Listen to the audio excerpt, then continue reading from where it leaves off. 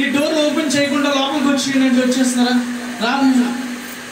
ఈ door open చేసినట్లు నీ హృదయం అంతా ఓపెన్ హార్ట్ చేస్తే, నీ హృదయం అంతా ఓపెన్ చేస్తే, నీ మనసంతా యేసయ్య వైపు పడితే హల్లెలూయా, హల్లెలూయా. ఎక్కడికి వస్తాడు ఆయన? ఎక్కడికి వస్తాడు? నీ ఇంటిలోకో, నీ వీధిలోకో, బత్లెహేముకో ఎక్కడికో రాడు, నీ హృదయంలోకి వస్తాడు. గట్టిగా యేసయ్య నా హృదయంలో కావాలి. కానీ అందరికీ వెళ్తాడు. ఎవరు పిలుచుకుంటే వాళ్ళ ఇంటికి వెళ్తారు. దేవునికి మహిమ కలిగిన గాక. లూకా సువార్త 7వ అధ్యాయము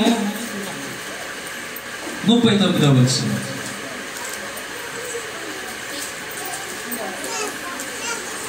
ఆయన పిలిచిన పరిసయ్యులు అది చూచి, ఈయన ప్రవక్త అయిన యెడల తనను ముట్టుకొనిన ఈ స్త్రీ ఎవరి తాయి ఎటువంటిదో ఎరిగియుండును, అది పాపాత్మురాలు అని తనలో తాను అనుకొనెను. హల్లెలూయా. కళ్ళు మూసుకొని ప్రార్థన చేసుకోవచ్చు. యేసయ్యా వందనాలయ్యా, ఈరోజు నేను సన్నిధిలో కూర్చోడానికి నాకు అవకాశం ఇచ్చావు. ఈ క్రిస్మస్ దినాల్లో నాకు ఎవరికి ఇవ్వనటువంటి భాగ్యం నాకు ఇచ్చావు స్వామి. యేసయ్యా థ్యాంక్ యూ. నాకు మంచి అవకాశం ఇచ్చావు ప్రభువా, నీకు వందనాలు. నాతో మాట్లాడు ప్రభువా. నేను వచ్చాను, ఆశతో వచ్చానయ్యా. ఆశ గల ప్రాణమును తృప్తిపరుస్తానన్నావు కదా. ఆశతో వచ్చాను, ఆశ తీర్చవా? ఆశ తీర్చు ప్రభువా. ఇక్కడున్న ప్రతి ఎలక్ట్రికల్ సామాన్ని, ప్రతి వస్తువును, ప్రతి మనిషిని మీ కంట్రోల్లో తీసుకోండి ప్రభువా. ప్రతి హృదయాన్ని మీ కంట్రోల్లో తీసుకోండి యేసయ్యా.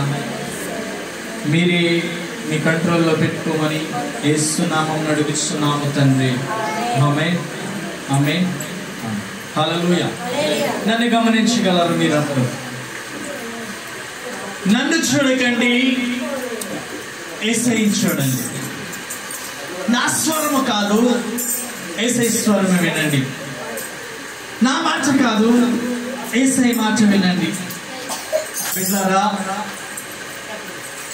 ఆ స్త్రీని చూచి ఆ యేసయ్యని మా ఇంటికి పిలిచాను అనుకున్న వ్యక్తి ఏమనుకుంటున్నాడో తెలుసా? ఏమనుకుంటున్నాడో తెలుసా? ఈమె పాపి. ఎక్కడ అనుకుంటున్నాడండి? మీ మనసు చాలా ఇంపార్టెంట్ అని చెప్తున్నాను, జాగ్రత్త. ఆమె పాపి. హృదయంలో అనుకుంటున్నాడంట ఆవిడ పాపి, పాపము చేసే స్త్రీ అని అనుకుంటున్నాడట. అనుకుంటుంటే ఆయన ఎరిగి, యేసు దాన్ని ఎరిగి ఏమంటున్నాడు? అందుకు యేసు నీతో ఒక మాట చెప్పవలనని చెప్పండి. అప్పు ఇచ్చు ఒకరిని ఇద్దరు నస్తులుండిరి. వారిలో ఒకరు 5 వంతుల దేనారములను మరి ఒకరు 50 దేనారములను అచ్చి ఉండెను. ఆ అప్పు తీర్చుటకు వారి ఇద్దరు ఎవరు లేకపోయిన. సరే, చిన్న స్టోరీ చెప్తాను అక్కడ. దానికంటే ముందు ఆ అమ్మాయి ఏం చేసిందని ఆ అమ్మాయిని అలా అనుకుంటున్నారో విందాం ఒకసారి. అమ్మాయి ఏం చేసిందో చదవండి. ఆయన పాపాత్ములైన ఒక స్త్రీ యేసును పరిచయని ఇంట బోధకులకు కూర్చున్నాడని తెలుసుకొని ఒక బూడిదతో అత్తరు తీసుకొని వచ్చి వెన్నుతట్టుగా ఆయన పాదముల మీద నిలబడి ఏడ్చుచు కన్నీళ్లతో ఆయన పాదములను తడిపి తన తలవెంట్రుకలతో తుడిచి ఆయన పాదములను ముద్దు పెట్టుకొనెను. అత్తరు వాటిని పూసెను. ఒక మాట జాగ్రత్తగా వినండి. ఒక మాట జాగ్రత్తగా వినండి. ఒక మాట జాగ్రత్తగా ఉండండి. ఆ స్త్రీ తన కన్నీళ్లతో యేసయ్య పాదాలు, తన కన్నీళ్లతో యేసయ్య పాదాలు కడిగింది. తన కురులతో ఆ పాదాలను తుడిచింది. అత్తరుతో ఆ పాదాలు. హల్లెలూయా. ఈరోజు యేసయ్య దగ్గరికి ఎందుకు వచ్చావు అంటే, యేసయ్యా నీవు నాకు కావాలయ్యా. నా గుండె నిండా ఉన్నటువంటి సమస్య, నా గుండె నిండా ఉన్న వేదన, నా గుండె నిండా ఉన్న బాధలు తొలగిపోవాలని నేను నీ దగ్గరికి వచ్చాను. నీ దగ్గరికి వచ్చాను. అవి పోవాలి అని అంటే నీ దగ్గర నేను నా హృదయంలో నేను చేర్చుకోవాలి. ఈరోజు చాలా మంది మీ బైబిల్ పట్టుకొని తిరుగుతున్నాము, ప్రార్థన చేస్తూ ఉన్నాము. యేసయ్యని పిలిచినటువంటి ఒక వ్యక్తి వలె ఉన్నాం మనం. యేసయ్యని వారింటికి భోజనానికి పిలిచాడు. వారింటిలోకి వెళ్ళి కూర్చున్నాడు. యేసయ్య కూర్చొని భోజనం చేద్దాం అనుకున్న లోపల ఎక్కడి నుంచి వచ్చిందో ఎలాగొచ్చిందో తెలీదు. ఒక స్త్రీ పరుగు పరుగున వచ్చింది. ఆ పరుగున వచ్చి పాదాల మీద పడి ఎక్కిక్కుబడి ఏడ్చి, ఆ పాదాల మొత్తం ఈ కన్నీటితో యేసయ్య పాదాలన్నీ కడగబడ్డాయి. దేవుని పిల్లలా, తర్వాత అయ్యో పాదాలన్నీ తడిచిపోయాయని చెప్పి తన జుట్టు తీసి ఆ కురులతో ఆ పాదాలను తుడిచింది. ఆ పాదాలను తుడిచి అత్తరు పూసింది. సువాసన కలిగినటువంటి అత్తరు పూసింది. మంచి వాసన. అక్కడున్న వాళ్ళందరూ అనుకుంటున్నారు, ఈమె బిచ్వారి కదా, ఈమె పాపాత్మురాలు కదా, ఈమె పాపము చేసింది కదా బిడ్డ, నిన్ను కూడా దూషిస్తున్నారు. లోకములోకి నువ్వు వెళ్ళగానే నీ ముఖం మీద పాపాన్ని ఎంత మంచివారు లేరని, నువ్వు వెనకెట్టి పొంగని నీ గురించి గూడులుగా ఎన్ని మాటలు. ఇది తట్టుకోలేక, ఇది జీర్ణించుకోలేక, ఇది ఇబ్బంది పడుతూ ఎంతో మంది ఉరి పోసుకొని చనిపోయిన వారు కొంతమంది అయితే, మరి కొంతమంది మందు తాగి చనిపోయిన వారు కొంతమంది అయితే, ఈ బాధలు భరించలేక, ఈ వేదనలు భరించలేక, ఈ అవమానాలు భరించలేక ఇక చావే దారి అని అనుకొని చనిపోతూ ఉన్నారు. బిడ్డలారా, యేసయ్య ఏమంటున్నాడో తెలుసా? పరుగున నా యొద్దకు నువ్వు వచ్చి నాకు చేర్చుకో. ఆయన హృదయంలో అనుకున్నాడంటే, భోజనానికి పిలిచిన ఆయన ఈ పాపాత్మురాలు వచ్చిందేంటి అని అనుకుంటే యేసయ్య తిరిగి అన్నాడట, తప్పునైనా నువ్వేనాడైనా నన్ను ముద్దు పెట్టుకున్నావా? నన్ను పిలిచావే కానీ నన్ను ముద్దు పెట్టుకోగలిగావా? నన్ను చేర్చుకోగలిగావా? నా పైన ఖరీదైన అత్తరు పూయగలిగావా? అక్కడ ఉన్న వాళ్ళందరూ అంటున్నారంటే, ఏమమ్మా ఇంత ఖరీదైన అత్తర్ని పాడు చేసావు, ఇంత సువాసన వచ్చేటువంటి ఈ సెంటు బాటిల్ ఎందుకమ్మా పాడు చేసావు అని అంటుంటే యేసయ్య అంటున్నాడు, యేసయ్య ఈ సువాసన కలిగినటువంటి అత్తరును కొనుక్కోవాలనుకుంటున్నాడు. ఆమె మనస్సు అలాంటిది. ఈ ఖరీదైనది నా యేసయ్య పాదాలను కడిగితే నా జీవితం మారిపోయింది, నా బ్రతుకు మారిపోయింది, నా పాపము జీవితం నన్ను విడిచిపోయింది. ఈ లోకములో బ్రతుకుతున్న ఈ పాప మురికి జీవితం నన్ను విడిచిపెట్టి, నన్ను వదిలిపెట్టి వెళ్ళిపోయింది అని చెప్పి అక్కడ ఎంతమంది ఉన్నా, ఎంతమంది ఎన్ననుకున్నా, ఒకవేళ వస్తే రానవరని తెలిసినా వాళ్ళందరినీ తోసుకొని పరిగెత్తుకొని వెళ్ళి యేసయ్య పాదాల మీద పడి ఎక్కిక్కుబడి ఏడుస్తూ ఉన్నది. ఎంత వేదన ఉన్నదో, తనకి ఎంత బాధ ఉన్నదో ఎవరికి తెలుసు? తన గుండె నిండా బాధ, తన గుండె నిండా వేదన, కన్నీరు విడుస్తూ, అయ్యా నా జీవితం లెక్కలేని జీవితం అయిపోయింది. మనుషులకి నేను అక్కర్లేదు, నా ఇంటి వారికి నేను అక్కర్లేదు, నా ఈది వారికి నేను అక్కర్లేదు, నా పొరుగు వారికి నేను అక్కర్లేదు, నా జాబ్ చేసిన వారికి నేను అక్కర్లేదు, నేనెవరు చూస్తా ఉన్నారు, అంటరాని దానిలాగా చూస్తా ఉన్నారు, అంటరాని స్థితిలో నన్ను విడిచిపెట్టారు. ఈ రోజు నీ పాదముల మీద పెట్టాను. దేవుని స్తోత్రం, హల్లెలూయా. నీ పాదముల మీద పెట్టాను. నేనేమి చేసినా నువ్వేనయ్యా, నువ్వేనయ్యా, నువ్వు తప్పనన్నా జ్ఞాపకం చేసుకోరయ్యా. ఈ 2 కాళ్ళు పని చేస్తేనే నా ఇంటి వారికి నేను కావాలి. ఈ గుండె పని చేస్తేనే, ఈ కిడ్నీ పని చేస్తేనే, ఈ యొక్క మైండ్ పని చేస్తేనే, ఈ చేతులు పని చేస్తేనే నా ఇంటి వారికి నేను కావాలి. ఒక్కసారి నా చేతులు పని చేయడం ఆగిపోతే, 1 రోజు చూసి, 2 రోజులు చూసి, 3వ రోజులు చూసి, 4వ రోజులు నీకెవడేస్తాడు ఈ ముద్ద అని అంటారు. లేదా బాబా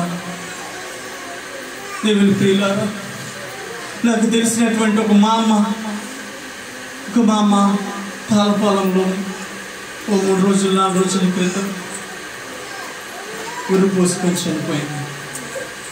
90 ఏళ్ళ వయసులో నీకే బాధ కలిగిందమ్మా అని మనం ఆలోచిస్తే, అన్నీ పని చేసినప్పుడు అన్ని విధాలంగా ఓడిపోయి, మన వాళ్ళకి అక్కర్లేదు, కూతుర్లకి అక్కర్లేదు, కొడుకులకి అక్కర్లేదు, ఎంత బాధేసిందో నీకు చచ్చిపోయే స్థితికి వెళ్ళావాడిని. నీ అన్ని పని చేస్తేనే తల్లి నువ్వు కావాలి, నీకన్నీ పని చేస్తేనే నువ్వు కావాలి. నీకేది పని చేయకపోతే ఒక మూలను వేసేస్తారు నిన్ను, ఒక మూలను పడిచేస్తారు నిన్ను. నీ చుట్టాలు 1 రోజు వస్తారు, 2 రోజులు వస్తారు, నీకేమమ్మా నీకేం తెలియదు, నేనున్నానంటారు. నేనున్నానన్న వాళ్ళు నీ వాసనకి స్టార్ట్ అవ్వగానే, నువ్వు కొంపు కొట్టడం ప్రారంభం అవ్వగానే, నేనున్నానన్న వాళ్ళు నీ అంత దూరం నుంచి చూసి ఎడంగా చూడలేనట్టు పోతా ఉంటారు బిడ్డ. నిన్నెవ్వరు పట్టించుకోరు. అన్నీ బాగున్నాయి కాబట్టి నీ అవసరం నాకున్నది. నువ్వు బాగున్నావు కాబట్టి బిడ్డ, నువ్వు బాగా తిరుగుతున్నావు, బాగా ఉన్నావు కాబట్టి నీ వద్దకు అందరూ వస్తున్నారు. నిన్నెవరు పట్టించుకోపోయినా ఒక ఆయన ఉన్నాడు. స్తోత్రం. ఒక ఆయన ఉన్నాడు. హల్లెలూయా. నిన్ను ఈ లోకములో ఎవరు వద్దనుకున్నావు, ఒక ఆయనకి నువ్వు కావాలి.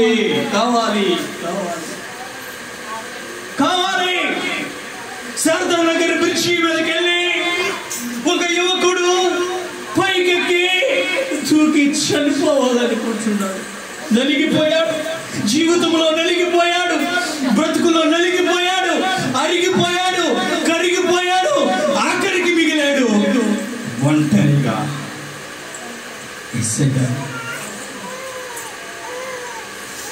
ఓ పాస్టర్ గారు చల్ల గాలి కోసం అక్కడికి వెళ్ళారు. ఎవరు అక్కడ తిరిగే వాళ్ళు తిరుగుతున్నారు, వెళ్ళే వాళ్ళు వెళ్తున్నారు, వచ్చే వాళ్ళు వస్తున్నారు, బళ్ళు వెళ్తున్నాయి, జనాలు ఉన్నారు. ఎవరి దృష్టి వారి పైన పడలేదు. ఒక పాస్టర్ గారి దృష్టి అతని పైన పడ్డది. బిడ్డలారా, ఈ యువకుడు ఏమి చేస్తున్నాడని ఆ యువకుని యొక్క కదలికలు గమనించినటువంటి పాస్టర్ గారు స్పీడ్గా గప్పకప్పున వెళ్ళి ఇలా దూకు సమయంలో రెక్కబట్టుకున్నారు. ఏం చేస్తున్నావు అని అడిగాడు. ఏం చేస్తున్నావు అంటే, నన్ను వదిలిపెట్టండి, నేను చనిపోవాలి. ఈ లోకంలో బ్రతికే అర్హత హక్కు నాకు లేదు. అన్ని విధాలంగా నలిగిపోయి చిరిగిపోయి మిగిలి ఉన్న శవాన్ని చావనమండి. ఈ శవం ఎంతసేపు ఊర్లో ఉన్న కొంపు కొట్టింది. ఈ శవం ఎక్కడున్నా కొంపు కొట్టింది. ఇది కొంపు కొట్టకూడదంటే ఇది పాతి పెట్టడమే ఇంపార్టెంట్ అని అనుకున్నాడు. బిడ్డలారా, చావాలనుకున్నాడు.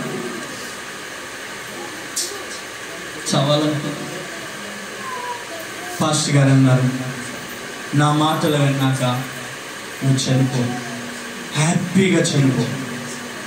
ఏమన్నారు? నా మాటలు విన్నాక హ్యాపీగా చనిపో. దయచేసి కాసేపు నాతో కూర్చుంటావా అంటే, ఇక్కడి నుంచి నన్ను ఎక్కడికి తీసుకెళ్ళాలంటే కూర్చుంటాను, మీ మాట విన్నాక నేను చనిపోతాను. ఒక వీడియో తీశాడు పాస్టర్ గారు. ఈ లాస్ట్ ఫైనల్ ఈ వీడియో చూసుకొని చనిపోతాను.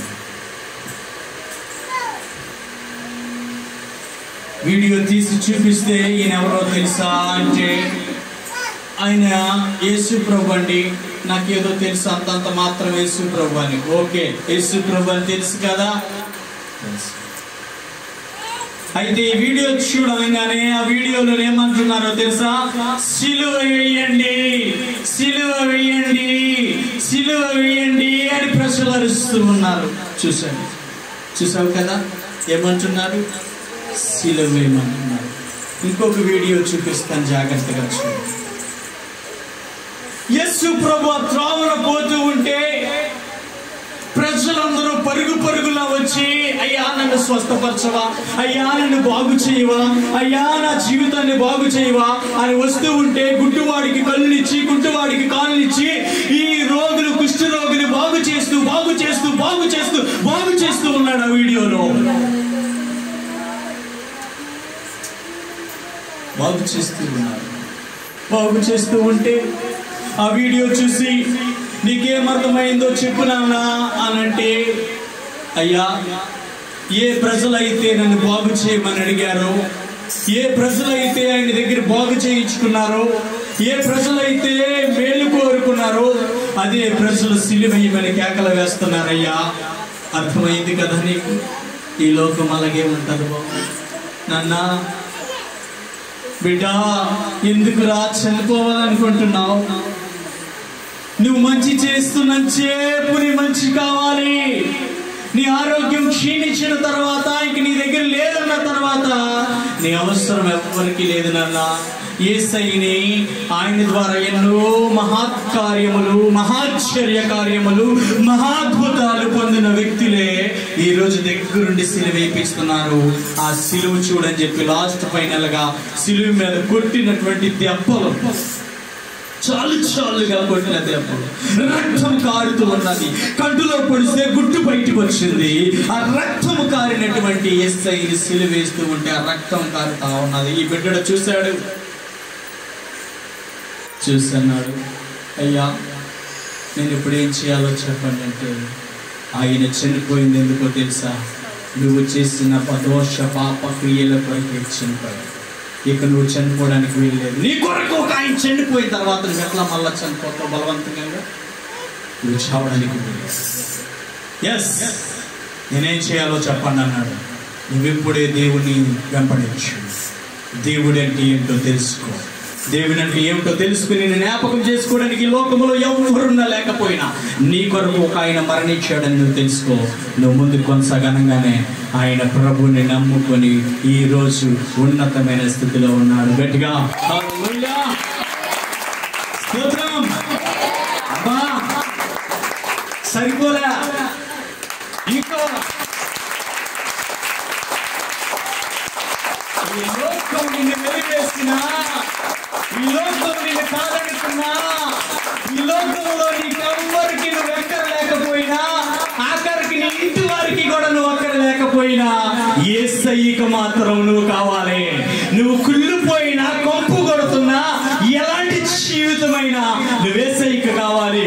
అందుకే జనాల గుంపులుగా ఉన్న తోసుకొని పరిగెత్తుకొని పోయిన యేసయ్య పాదాల మీద పడి, యేసయ్యా కన్నీటితో పాదాలనే కడిగెను, తన కురులతో పాదాలనే తుడిచెను, కన్నీటితో పాదాలనే తుడిపెను, తన కురులతో పాదాలనే తుడిచెను.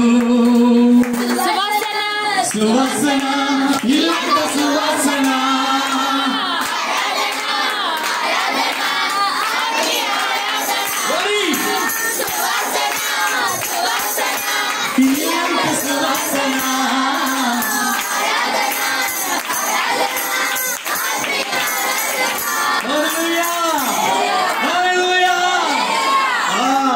కన్నీటితో ఆయన పాదాలు కడిగి, నీ కురులతో ఆయన పాదాలను తుడిస్తే నీ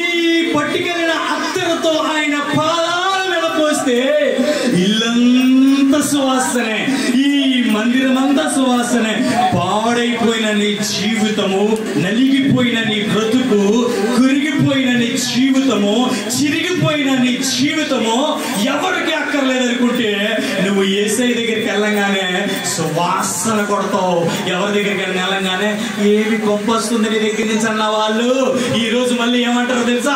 అబ్బా సువాసన కొడుతుంది నీ దగ్గర. హల్లెలూయా, హల్లెలూయా. వస్తుంది ఈ సువాసన ఎక్కడి నుంచి వస్తుంది? పాడైపోయిందిగా జీవితం. నీ గురించి అందరూ చెప్పుకుంటున్నారు కదా, నీ గురించి నీ జీవితం పాడైపోయిందని చెప్పుకుంటున్నారు కదా. ఇంకెలా వచ్చింది నీకు సువాసన అంటే యేసు నిన్ను టచ్ చేసిన మరుక్షణమే, యేసు నీ జీవితంలోకి వచ్చిన మరుక్షణమే, దేవుడు నీ జీవితంలోకి వచ్చిన మరుక్షణమే సువాసన కొడుతున్నావు. ఇప్పుడు దాకా కంపు కొట్టిన నీ జీవితం, ఇప్పుడు దాకా కంపు జీవితం, ఇప్పుడు దాకా కంపు జీవితం ఒకసారి యేసయ్య దగ్గరికి రాగానే, యేసయ్య పాదాల మీద పడగానే, యేసయ్య పాదాలు కడగంగానే నీ బ్రతుకు మారిపోయి నువ్వు ఎవరో తెచ్చి నీకు సువాసన ఇవ్వలేదు, యేసయ్య తెచ్చి నువ్వు సువాసన ఇవ్వలేదు, నువ్వు పట్టుకెళ్ళింది నీకు సువాసనగా మారింది. నీ పాత జీవితమే, నీ మురికి జీవితమే, నీ మురికి పెట్టిపోయిన జీవితమే, నీ కొంపు కొడుతున్న జీవితమే, నీ కొంపు కొడుతున్న జీవితము యేసయ్య పాదాల మీద పడగానే సువాసన, సువాసన, ఇల్లంతా సువాసన. ఆభూషణ పంక్తిలో సీమోను ఇంటిలో అభిషేకం చేశారు అత్తరుతో యేసయ్యను, అభిషేకం చేశారు అత్తరుతో యేసయ్యను. కన్నీళ్లతో పాదాలు కడిగింది, కన్నీళ్లతో పాదాలు కడిగింది, తన కురులతో పాదాలు తుడిచింది, తన కురులతో పాదాలు తుడిచింది. సువాసన, సువాసన, ఇల్లంత సువాసన, ఆరాధన, ఆది ఆరాధన, సువాసన, సువాసన, ఇల్లంత సువాసన, ఆరాధన, ఆది ఆరాధన. హల్లెలూయా. బిడ్డ, నిన్ను ఎవరేమనుకున్నా పట్టించుకోకు. నువ్వు యేసయ్య దగ్గరికి వెళ్తే నీ బ్రతికి సువాసన, నీ బ్రతికి మార్పు. అది నీకు అర్థం కానంతకాలం అలాగే ఉంటుంది. ఎప్పుడైతే యేసయ్య దగ్గరికి రాగానే నువ్వు నీ జీవితము మారుతావు, అప్పుడు నీకు అర్థమవుతుంది నా కంపు జీవితం అంతా వదిలేస్తున్నాను, సువాసన కొడుతూ ఉన్నాను, క్రీస్తు నాలో పుట్టాడు. హల్లెలూయా. క్రీస్తు ఎవరిలో పుట్టాడు? రాత్రికాల సమయంలో వాక్యములు మాట్లాడుతున్నప్పుడు క్రీస్తు పుట్టినప్పుడు నీకు పుట్టినరోజు కాదు, నువ్వు బాప్తిసం తీసుకున్నప్పుడు నీకు పుట్టినరోజు కాదు. ఎప్పుడైతే క్రీస్తు నీలో నీ హృదయంలో పడతాడో అప్పుడే నిజమైన క్రిస్మస్. హల్లెలూయా. ఎప్పుడైతే దేవుడు నీ జీవితంలోకి వస్తాడో అప్పుడే నిజమైన క్రిస్మస్, అప్పుడే నిజమైన క్రిస్మస్. అన్ని మారిపోతాయి. ఏమవుతాయండి? అన్ని మారిపోతాయి. ఎట్లానో తెలుసా? ఎట్లానో తెలుసా? పూరే గుడిసెలో నువ్వు బ్రతుకుతూ ఉన్నప్పుడు, గుడారం వేసుకొని నువ్వు బ్రతుకుతూ ఉన్నప్పుడు, నీ బిడ్డడు పై చదువులు చదువుకొని పై ఉద్యోగానికి వెళ్ళి ఉన్నతమైన డబ్బు సంపాదించి నిన్ను చూచుటకు, నీ ఇల్లు చూచుటకు ఒక రోజు వచ్చినప్పుడు నీ ఇల్లు చూడంగానే పూరి గుడిచెలో ఉన్నావేంటమ్మా? మన స్థితి దేవుడు ఇప్పుడు ఎలా మార్చాడో తెలుసా? ఉన్నతమైంది. తీసేయి. ఏమన్నాడు? తీసేయి. ఊరి గుడిసి తీసేయి. ఊరి గుడిసి తీసేసి నీ బిడ్డడు నీ జీవితంలోకి వచ్చాడు. హల్లెలూయా. నీ బిడ్డడు నీ జీవితంలో రాగానే నీ ఇల్లు పూరి గుడిసిన పక్కకు నెట్టేసి మంచి ఇల్లు కట్టి, మంచి టైల్స్ వేసి, మంచి సీలింగ్ చేసి, అబ్బా మంచి లైటింగ్ పెడితే ఎంత ఆనందం చెప్పండి. నిజం చెప్పండి. పాకలో ఉన్న వ్యక్తికి అబ్బా మంచి ఇల్లు కడితే, మంచి లైటింగ్లు, ఇలా చూడండి, ఏసీ రూములు, ఇంట్లోకి వెళ్ళగానే అద్భుతం. అబ్బా అయ్యా, ఊరి గుడిసెలో బ్రతుకుతున్నా నన్ను తీసుకొచ్చి ఎక్కడెట్టావు? ఇక్కడెట్టావు. ఎవరి వలన? నీ బిడ్డడు ఉన్నతమైన స్థితిలో ఉన్నాడు. ఆ సంగతి గమనించు. నువ్వు దేవుడిని నమ్ముకున్నా నమ్ముకోపోయినా నీ యేసయ్య ఉన్నతమైన స్థితిలో ఉన్నాడు. ఆయన వస్తే నీ ఇంటికి, ఆయన వస్తే నీ జీవితంలోకి నువ్వు చూడలేనివన్నీ చూస్తావు, నువ్వు వినలేనివన్నీ వింటావు. నీ బ్రతుకుని మార్పు చెందిస్తాడు. హల్లెలూయా. ఆయన దగ్గరికి వస్తే అన్ని ఇస్తాడు అని చెప్పట్లేదు కానీ ప్రియులారా, ఆయన దగ్గరికి వస్తే పట్టజాలని ఆనందం ఉంటుంది. అంతకంటే కోట్లు ఏం ఉపయోగం అండి చెప్పండి? ఎన్ని కోట్లున్నా మనకు ఉపయోగం ఏమైనా ఉన్నదా? శాంతి లేనిదే. శాంతి లేని కోట్లు ఎందుకు చెప్పండి?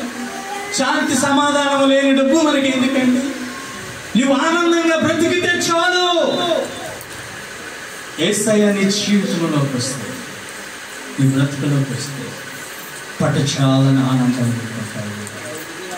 నువ్వు పట్టచాలని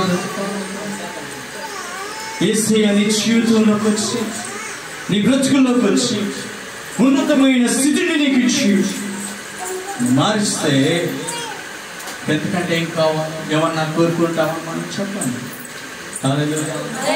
ఈరోజు ఎంత హ్యాపీనెస్గా ఉన్నాము.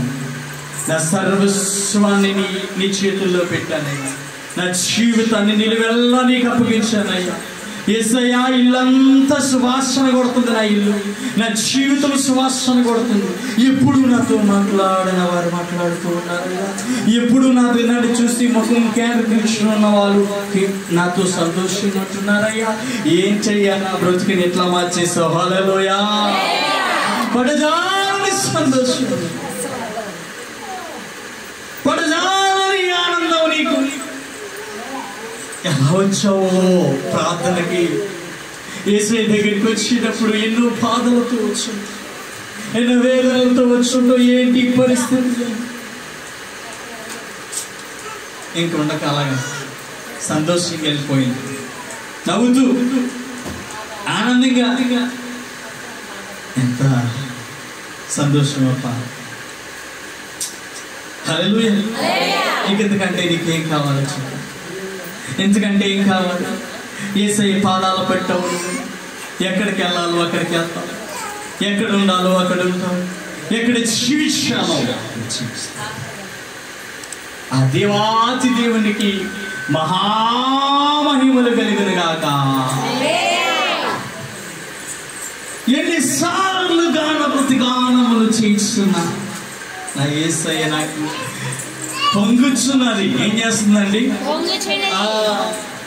అది పొంగి పొంగి పొంగి పొంగి పొంగుచున్నది. హృదయంలో ఆనందం పొంగుచున్నది. యేసయ్య రక్షకుడు